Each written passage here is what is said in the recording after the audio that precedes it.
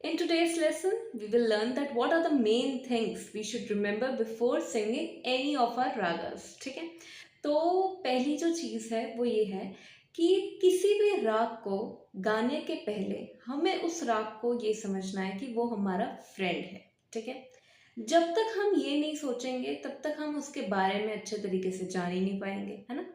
तो आपकी लाइफ में ऐसा होता है कि हम रैंडमली किसी को भी बुला के किसी से बात करना शुरू कर दें, उसके बारे में जानें, और ये सब हम ऐसा नहीं करते। बट जब हम अपना फ्रेंड होता है हमारा, तो हम उसके सारे इमोशंस को समझते हैं, उसका नेचर क्या है, हम उस तरीके से उस चीज़ को समझते हैं, है ना, उस बंदे को।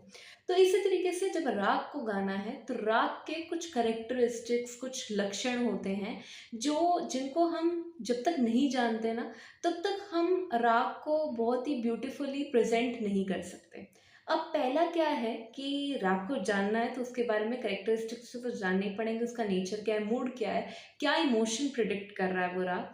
तो पहला जो है वो है कि उसके हम आरोह और अवरोह के बारे में जानेंगे।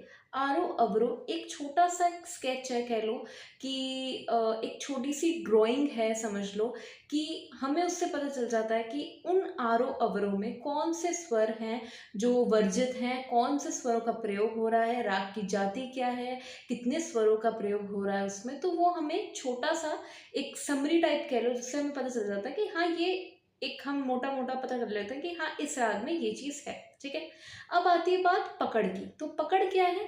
पकड़ वह छोटा स्वर समूह जिससे हमें किसी राग का बोध हो। ऐसा एक स्पेशल फ्रेज होता है हर एक राग का, जिससे हमें पता चल सके कि ये जो है एक फ्रेज, ये पर्टिकुलरली इसी राग का है। तो पकड़ जो है वो एक स्पेशल फ्रेज होता है जो उसी ही राग में लगेगा, और किसी में भी वो एक स्पेशल फ्रेज जो है वो यूज नहीं हो सकता। कहने का मतलब है वो फ्रेज तो यूज हो सकता है, बट वो उसकी किसी और राग की मेन पर्सनालिटी में नहीं आएगा, वो मेन फ्रेज नहीं होगा उसका। ठीक है, तो इसी तरीके से हमने राग के बारे में इतना जाना। अब हम उसमें ये जानेंगे कि राग में उसके और स्पेशलाइजेशन क्या है ना। कि जैसे हमारे फ्रेंड को कोई चीज़ नहीं पसंद, तो हम उसको बार बार कर रहे हैं, तो मुझे नहीं लगता वो हमें पसंद करेगा, है ना। तो इसी तरीके से राग में क्या है कि वादी और संवादी, और कुछ न्यास के स्वर हैं, कुछ विश्रांति जहाँ पर लेनी है वो वाले स्वर हैं। तो उसमें क्या है कि जब भी हम वादी और संवादी का पता करते हैं, जैसे मान लो किसी राग का जो वादी स्वर है वो गा है और संवादी जो है वो नी है। अब what is vadi samvadi? The first important and second most important swar of the raga. ठीक है, तो अगर हमने इनको जान लिया तो हमें पता है कि हमारे फ्रेंड को ये जो दो लोग हैं ना, ये जो गा और नी है, ये बहुत पसंद है। तो हम उस राग में बार बार जब अपनी बढ़त करेंगे, अलाप करेंगे या ताने लेंगे, तो आप देखोगे यहाँ उस बंदिश में भी उन दो स्वरों का यूज तो होगा ही होगा। ठीक है, तो ये हो रहे हैं उसके कैरेक्टरिस्टिक्स। अब बात आती है मूड की। अब मैं फॉर एग्जांपल, अभी पिछली सीरीज जितने भी लेसन्स आए हैं वो राग यमन के ऊपर थे, जो कि डिवोशनल भी है, at the same time peaceful भी है, रोमांटिक भी है। तो ये सारे मूड्स हैं, उस राग के इमोशंस हैं, है ना। तो जब तक हम वो समझेंगे ही नहीं, अगर मान लो मैं आपसे कुछ शेयर कर रही हूँ तो आपको पता ही नहीं है कि मैं जो इमोशन बताना चाह रही हूँ आप समझ ही नहीं पा रहे हो, तो आप मुझे अच्छे से समझ पाए? आप बिल्कुल नहीं समझ पाए, है ना।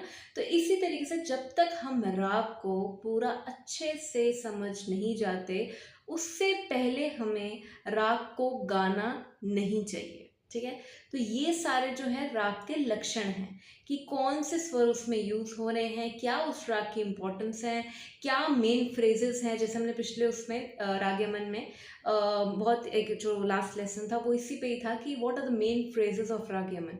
तो मेन फ्रेजेस का मतलब है कि कौन कौन सी ऐसी स्वर लगावट है जो बार बार उस राग में आ रही है और उस राग को खूबसूरत बना रही है। ठीक है, तो ये जो है चीज़ें, ये हमें पहले खुद फाइंड आउट करनी है, खुद जानना है, थियोरेटिकल पार्ट जानना है कि ऐसा क्या है जिससे हमें राग की फुल नॉलेज हो सके, और राग मैंने बहुत ज़्यादा लोगों को देखा है कि राग जो है वो गाना वो बहुत बड़ा समझते हैं, कि हमने गा लिया बस दैट्स इट, ये बिगनर्स में बहुत है। तो ऐसा नहीं होता कि राग को गा लिया और हो गया, नहीं, जब तक आपने उस राग को अपने अंदर नहीं समा लिया, आप उसको समझे ही नहीं, तो इट्स जस्ट नॉर्मल प्रेजेंटेशन, है ना, कि आपकी आवाज़ अच्छी है, आप गा के चले गए।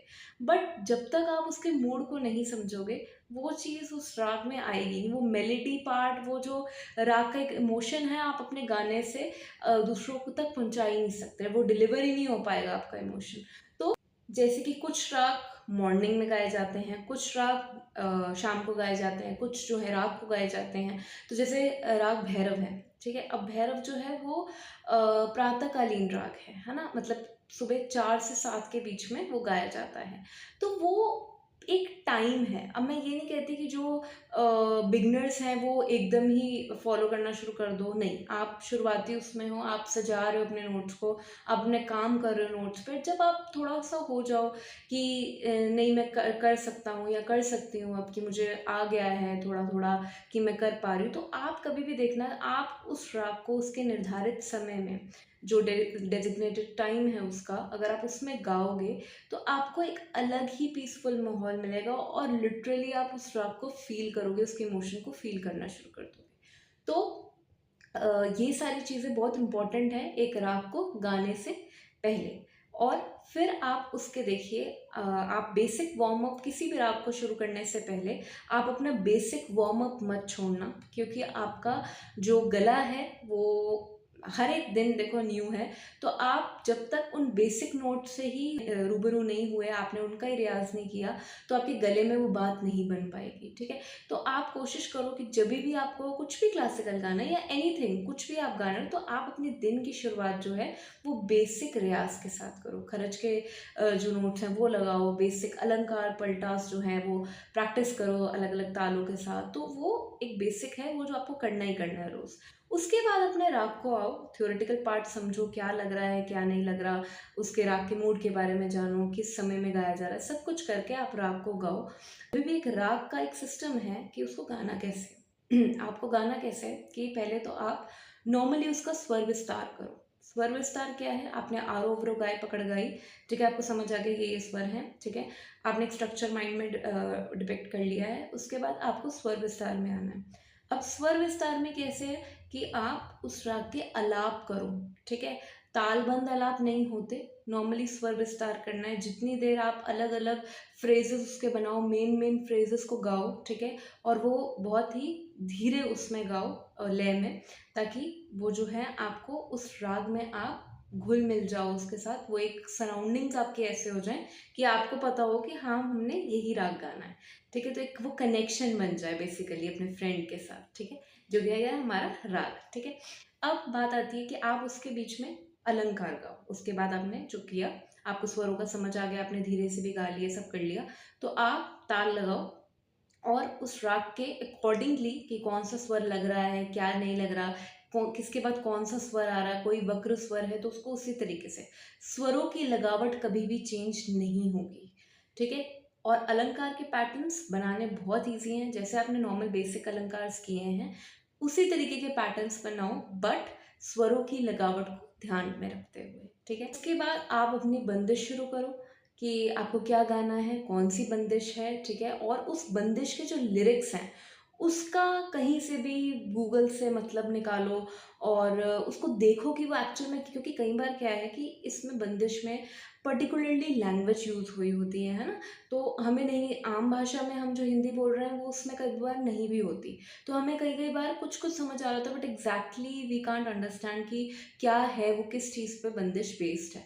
तो आप उस चीज़ को फाइंड आउट करो और आपको मतलब समझ आता जाएगा ना, तो आप उसको राग को गाने में भी बहुत मज़ा आएगा, ठीक है। तो आपने समझा, आप उसको सेटल करो, अपनी बंदिश को गाओ, उसके बाद अलाप करो, तालबंद अलाप करो, ठीक है, उसके बाद उसकी ताने गाओ, ठीक है। तो इस तरीके से अपने राग को रिप्रेजेंट करो। तो ये था फर्स्ट लेसन, जो मैंने आपको बताया कि एक राग को गाने के पहले हमें क्या क्या चीज़ों का ध्यान रखना चाहिए। ठीक है, आई होप कि आपको ये सारी जो इतना लेसन मैंने समझाया है वो समझ आया होगा और पसंद भी आया होगा। So make sure you subscribe my channel and thank you, share it as well, thank you.